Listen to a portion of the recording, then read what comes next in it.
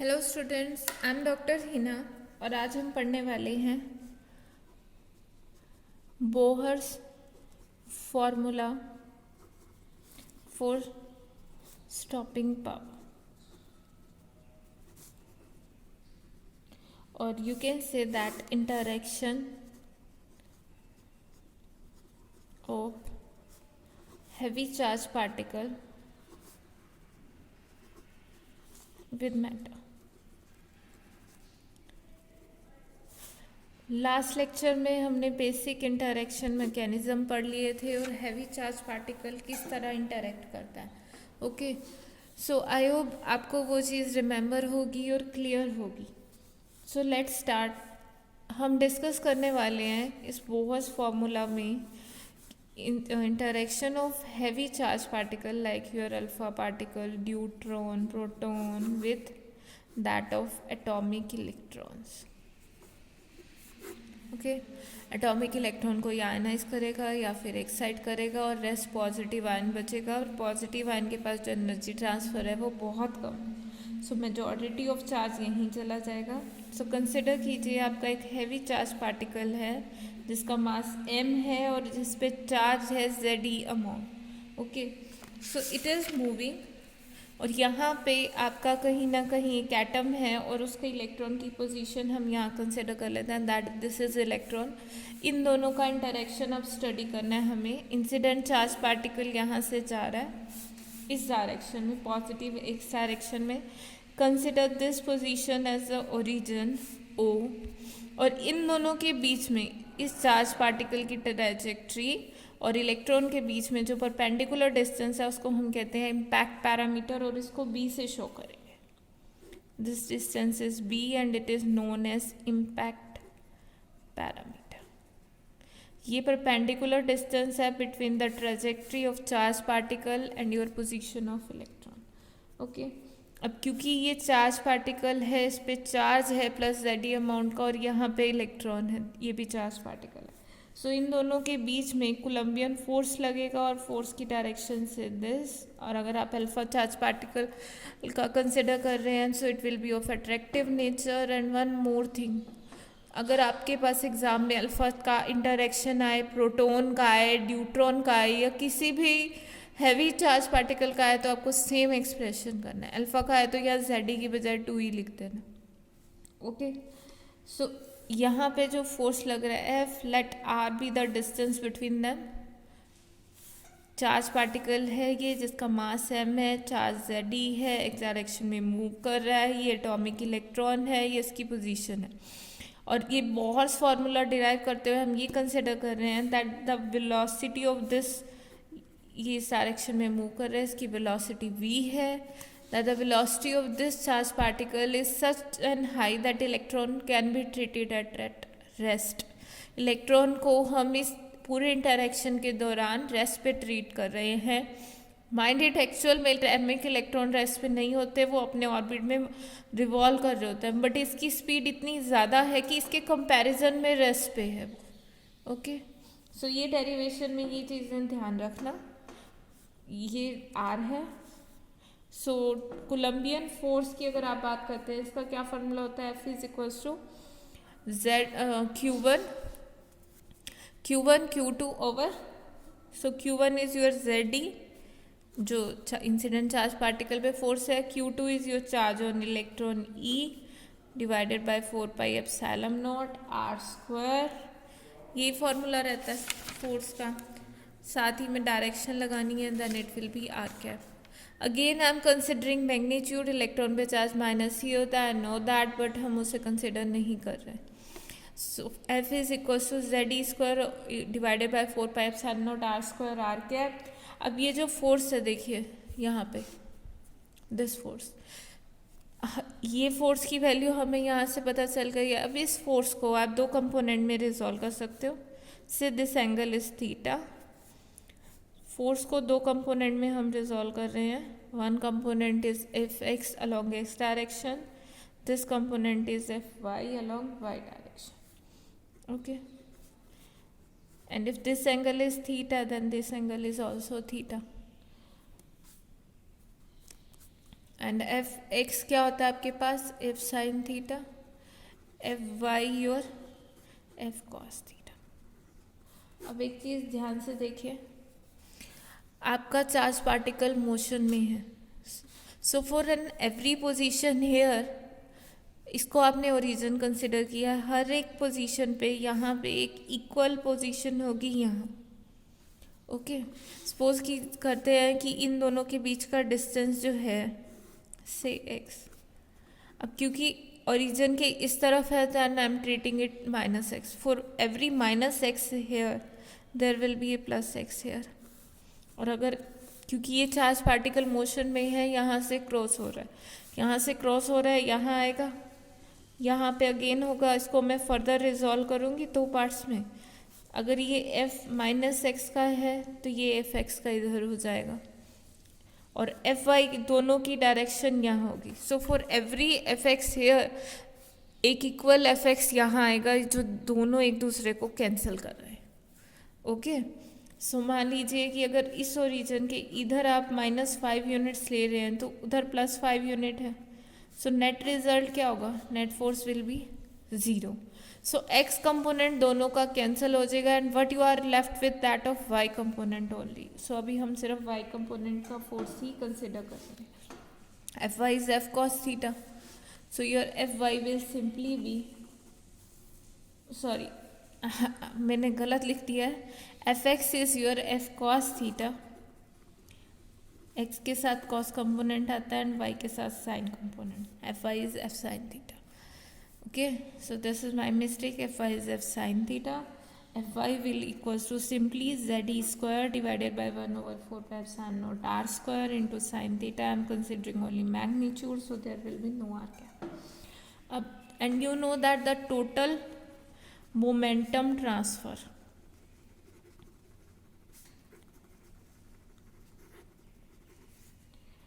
to charge particle is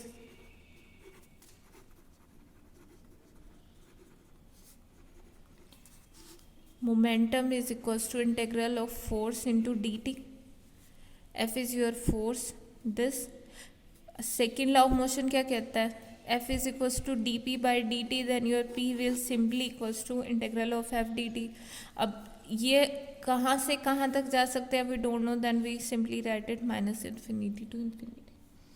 Okay, so it will be minus infinity to infinity f sin theta dt. इसकी value जब आप put करेंगे, it will simply be minus infinity to infinity Z E square divided by 4 pi epsilon naught R square sine theta D T. Okay, so this is your momentum transfer. अब ये इसको हम coordinates को change करेंगे theta की form में। यहाँ हमारे पास 3 वेरिएबल है, one is your R, one is your theta and one is your T. हम इसे सिंगल वेरिएबल की फॉर्म में लेके आते हैं।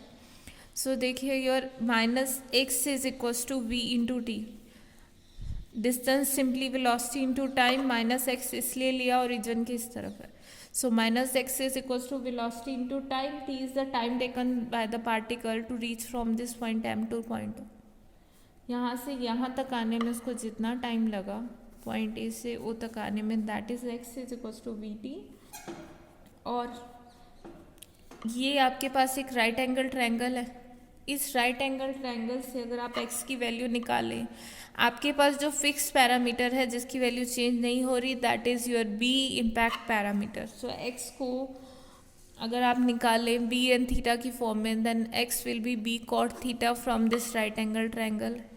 x over b is equals to cot theta, then x will simply be b cot theta. Okay, so therefore minus vt is equals to b cot theta. Okay, or you can simply write t is equals to minus b over v cot theta.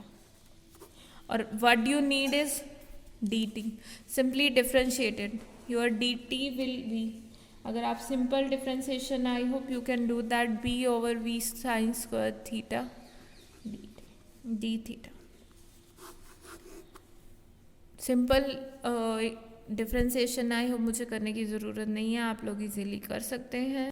सो हम एक variable T को तो ले D T को तो ले आए हैं थीटा की फॉर्म में, जो एक वेरिएबल हमारे पास है दैट इज़ आवर आर। और अगर आप इस राइट एंगल ट्रायंगल से देखें, ये राइट एंगल ट्रायंगल है, दिस आर हमें इसको बी की फॉर्म में लेके आना है, बी और थीटा की फॉर्म में लेके आ सकते हैं। सो इस राइट एंगल ट्रायंगल से your R over B is equals to क्या होगा, sorry B over R, B over R is equals to sine theta, perpendicular over hypotenuse is equals to sin theta, then your r will simply be, r की value क्या हो जाएगी, b over sin theta। Okay, so हमारे पास दोनों चीज़ें आ गई हैं। आपके पास dt भी आ गया था, dt क्या आया था, b over v sin square theta d theta, इस फॉर्म में r आ गया थीटा की फॉर्म में, t आ गया थीटा की फॉर्म में। So simply substituted and reduce the equation in single form. आपके पास p की वैल्यू क्या थी, minus infinity to infinity Z E square divided by 4 pi epsilon naught R square sine theta D T. This is our momentum transfer. So इसकी वैल्यू अगर आप D T और आर की वैल्यू रखेंगे, you will get this Z E square divided by 4 pi epsilon naught B V integral 0 to pi sine theta D theta. Simple है, value substitute करोगे you will left with this, और integration की limit change हो जाएंगी 0 to pi. Okay, किस तरह change हो जाएंगी, ये लिमिट दी हुई है टी की, एंड टी और बी में रिलेशन क्या है, T is equals to minus B over V cot theta. Okay, so if your T goes to minus infinity then your theta will simply be 0, and if your t goes to plus infinity then your theta will be pi। okay, so I hope इतना आपको समझ आ गया होगा। and when you solve this integration you are left with z sin theta का integration क्या होता है, minus cos theta, limit put करोगे 0 to pi, this is z square divided 4 pi epsilon naught B V, and momentum transfer will finally equals to Z E square divided by 2 pi epsilon naught B V. इसकी value होती है 1 plus 1 2, cos pi is minus 1 minus minus cos 0 करोगे तो 1 ही आ जाएगा। This is your momentum transfer to the single electron. Momentum आ गया है, काइनेटिक एनर्जी निकालनी है। काइनेटिक एनर्जी होती है P square by 2 in mass of electron. ये इलेक्ट्रॉन को कितना मोमेंटम ट्रांसफर हुआ उसकी वैल्यू है, then this will be Z square E raise to power 4 divided by 8 pi square M epsilon naught square M E B square V square. This is kinetic energy transfer to the single electron. यानी कि अगर interaction consider करें alpha charge particle का matter के साथ, तो single interaction में alpha charge particle इतनी amount of kinetic energy electron को दे देता है, मतलब इतने अमाउंट से धीरे धीरे करके उसकी एनर्जी कम होती जा रही है। ये तो थी सिंगल इलेक्ट्रॉन के केस में। अब हम कंसिडर करते हैं कि energy loss by the charge particle in moving unit distance in medium. एक सिंगल इलेक्ट्रॉन तो नहीं है ना आपके पास, मीडियम में बहुत सारे इलेक्ट्रॉन्स हैं। कंसिडर कीजिए मीडियम को, हम एक शेल कंसिडर कर रहे हैं। ओके, कि इतने पाथ लेंथ में हमारे पास 3 वेरिएबल थे ना, बी था, एक्स था एंड आर था। सो बी और एक्स की टर्म में देखते हैं, अल्फा पार्टिकल या चार्ज पार्टिकल इस डायरेक्शन में मूव कर रहा है। हम एक स्मॉल लेंथ कंसिडर कर लेते हैं, दिस लेंथ से, दिस इज डी एक्स, ये लेंथ डी एक्स है। ये इम्पैक्ट पैरामीटर था आपके पास,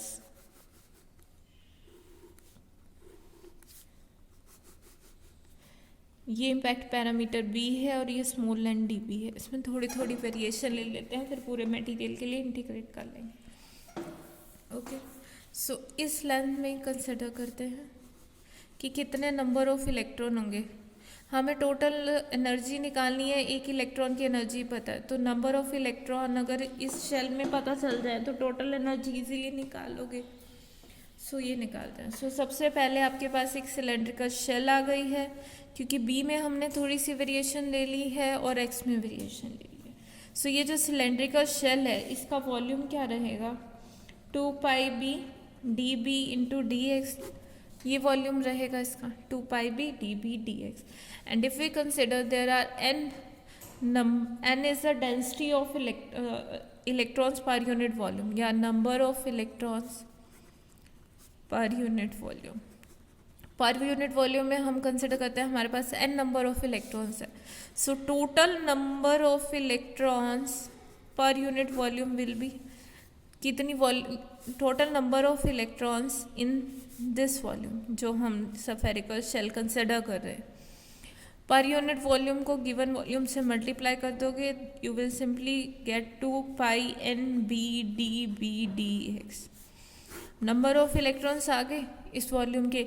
energy of single electron you know that, so total kinetic energy transfer to the electrons in the shell is simply given as their multiplication.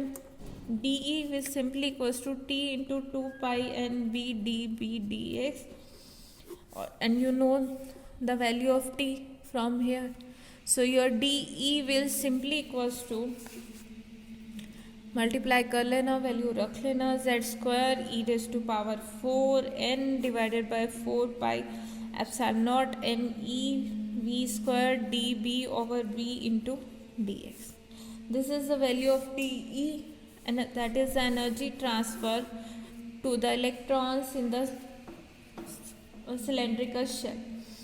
अब ये आ गए। अब B की वैल्यू हमने इम्पैक्ट पैरामीटर लिया था कि हमने थोड़ी सी वेरिएशन ले ली थी कि हल्की सी डिस्टेंस से ज़्यादा है, but there is a range. ये एटॉम न्यूक्लियस है कंसिडर कीजिए और ये इलेक्ट्रॉन है। सो इंसिडेंट चार्ज पार्टिकल पे एक लिमिट है कि वो इससे कितना पास जा सकता है, तब एक फोर्स लगेगा, and there is a certain range कि वो कितना ज़्यादा से ज़्यादा दूर जा सकता है। सो बी की जो वैल्यू है वो उस पर लिमिट रखी हुई है, there should be a minimum and maximum limit for it. So B minimum and B maximum you have to be know about it. So अगर हम इसको फर्दर इंटीग्रेट करेंगे टोटल एनर्जी निकालने के लिए, मैं स्टिल इसको डी ई लिख रही हूँ और एक नेगेटिव साइन आ गया। आगे नेगेटिव साइन इसलिए लिख रही हूँ because this is energy loss by incident charge particle. इसका और कोई मतलब नहीं है। इंसिडेंट चार्ज पार्टिकल की एनर्जी कम होती जा रही है, that's why this is negative, and this is simply equals to the energy gain by the electron. उसने जितनी एनर्जी लूज किया उतनी ही एनर्जी तो इलेक्ट्रॉन ने गेन की होगी। So this is simply equals to Z square E rays to power 4, N भी कांस्टेंट है, जो भी कांस्टेंट टर्म है बाहर ले आइए, M E V square, and you are left with integral B minima B maxima dB over B into dx. You are left with this term. So this is the kinetic energy transfer to the medium, dE. D इसलिए लिख रहा है क्योंकि धीरे धीरे करके incident charge particle की energy lose हो रही है, इसको एनर्जी लॉस बोलते हैं, इसीलिए ये नेगेटिव है। And your rate of energy loss that, और या energy loss per unit path length, that is what we require. Energy loss per unit path length, this is what we require, that is it is minus dE by dx. It is simply equals to z square e raised to power 4 n divided by 4 pi epsilon naught square m e v square log 1 over b का integration, if you do that 1 over b का integration between b minima and b maxima, it is simply log of AC b upper max over b minima. So this is energy loss per unit path length, or you can say that specific energy loss. So हमने heavy charge particle के लिए specific energy loss निकाल लिया और ये equation है। Okay, सो अगर आप इस इक्वेशन में यहाँ देखिए, अगर बी मिनिमा हम कहते हैं कि नहीं जी इंसिडेंट चार्ज पार्टिकल तो बिल्कुल उसके पास आ जाएगा, then B minima will be 0 और बी मैक्सिमा विल बी, और बी मैक्सिमम हम कहें कि इंटरेक्शन तो चार्ज पार्टिकल के साथ इलेक्ट्रॉन की किसी भी डिस्टेंस तक हो सकती है, ऐसा नहीं है। उस केस में एनर्जी लॉस इन्फानाइट हो जाएगा, जो कि पॉसिबल ही नहीं है। एक सर्टेन रेंज ही होती है जब तक वो इससे इंटरेक्ट कर सकता है, और अगर आपको वो वैल्यू निकालनी है उसके लिए कुछ पैरामीटर हैं। सो सबसे पहले अगर हम बी मैक्सिमा की बात करें, अब देखिए हमने जब ये डेरिवेशन करनी शुरू की थी, we are considering the fact that electrons are at rest.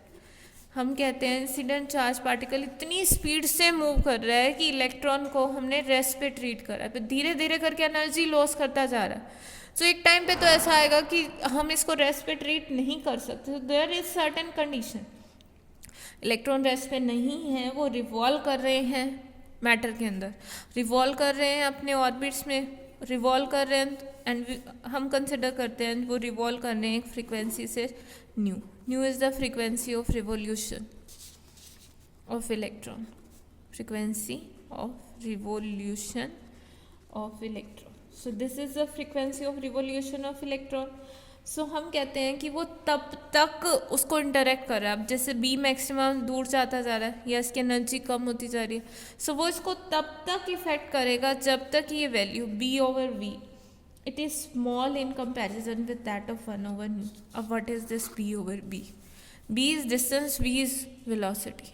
Distance over velocity is your simply time. इसको आप टाइम ऑफ कोलिजन भी कह सकते हैं. सो ये तब तक इफेक्ट है जब तक कि ये इससे स्मॉल है. अब ये कैसे हुआ? अब मान लीजिए हम कंसिडर कर रहे हैं रिएक्शन में, हमने शुरू में कंसिडर किया था कि मान लिया ये इलेक्ट्रॉन है और ये चार्ज पार्टिकल मूव कर रहा है यहाँ से. इलेक्ट्रॉन तो रिवॉल्व कर ही रहा है. हम कहते हैं कि इसकी वेलोसिटी इतनी ज़्यादा है कि ये जगह से मूव किया नहीं, इससे पहले ये फटाफट क्रॉस हो गया और इंटरेक्शन हो गई, then it is fine.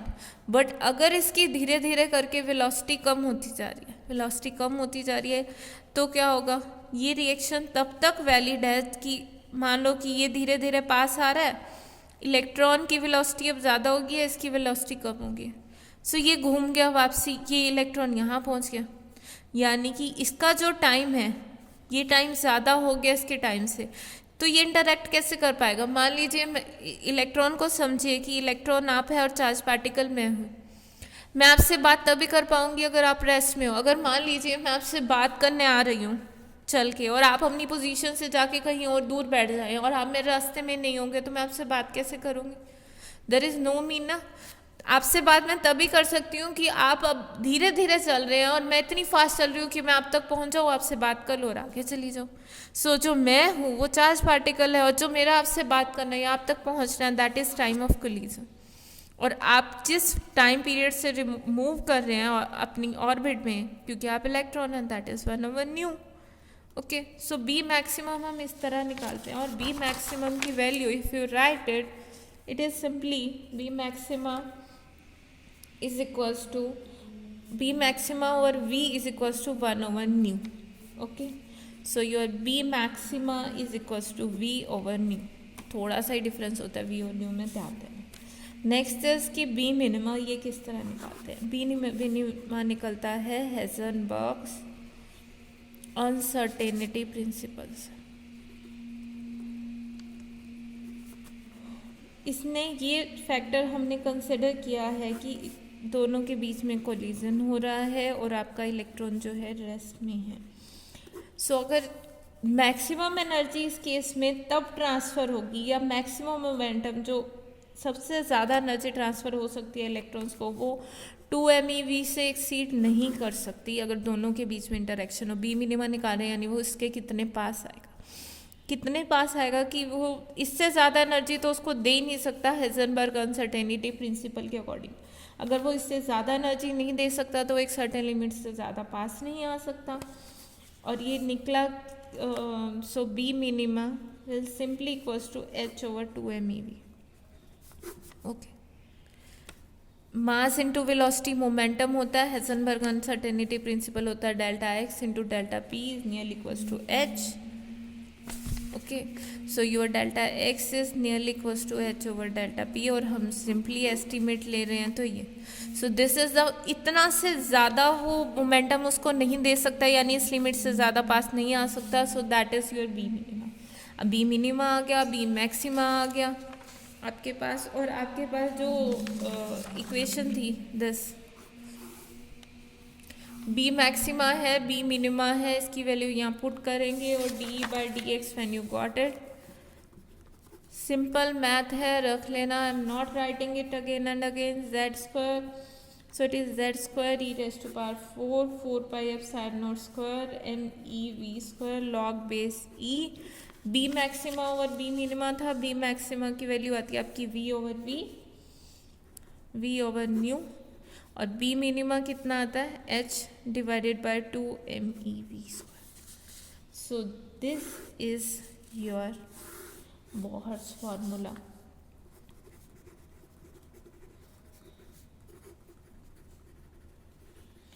For stopping power. अब ये स्टॉपिंग पावर क्या है, ये इसको हमने कह तो दिया, ये तो आपकी energy loss per unit volume है. अब इसको ही हम कह रहे हैं कि ये बोहर्स फार्मूला है स्टॉपिंग पावर का. Your this term minus D by D x, rate of energy loss is your called stopping power. इसको स्टॉपिंग पावर क्यों कहते हैं और ये क्या होती है, ये हम नेक्स्ट लेक्चर में डिस्कस करेंगे. ओके स्टूडेंट्स, आई होप आपको क्लियर हो गया होगा कि ये क्या कर रहे हैं. अभी तक हमने मीडियम की कंसिडर किया था. यहाँ पे देखिए एक टर्म रह गई N. N is the density या number of electrons per unit volume. कई बार आपको number of electrons per unit volume की जगह number of atoms per unit volume की फॉर्म में अगर पूछा जाए, ये रिलेशन या फिर कुछ निकालना हो, कैलकुलेशन करनी हो, number of atoms per unit volume and so अगर नंबर ऑफ इलेक्ट्रॉन्स निकालने हो, नंबर ऑफ एटम को सिंपली मल्टीप्लाई कर दोगे Z dash is the charge on the atomic number of the absorber material. जिस मटेरियल में नंबर ऑफ इलेक्ट्रॉन्स निकाल रहे हो उसको Z डैश उस पर चार्ज है. Z is the charge on incident charge particle, और ये जिस मीडियम में हम उसको मूव कर रहे हैं, जिस मीडियम के इलेक्ट्रॉन के साथ वो इंटरेक्ट करेगा, ये उसका चार्ज है. सो नंबर ऑफ एटम को अगर हर एटम में कितने इलेक्ट्रॉन है, Z dash is atomic number mean number of electron in a medium, multiply करोगे number of electrons in per unit volume आ जाएगा. So it is as simple as that. आपसे किसी भी फॉर्म में अगर पूछा हो न्यूमेरिकल में, आई होप यू कर सकते हो. So okay students, that's it for today. हमने बहुत फार्मूला कर लिया है. कोई भी दिक्कत यहाँ पे हो तो आप कमेंट करके पूछ सकते हैं.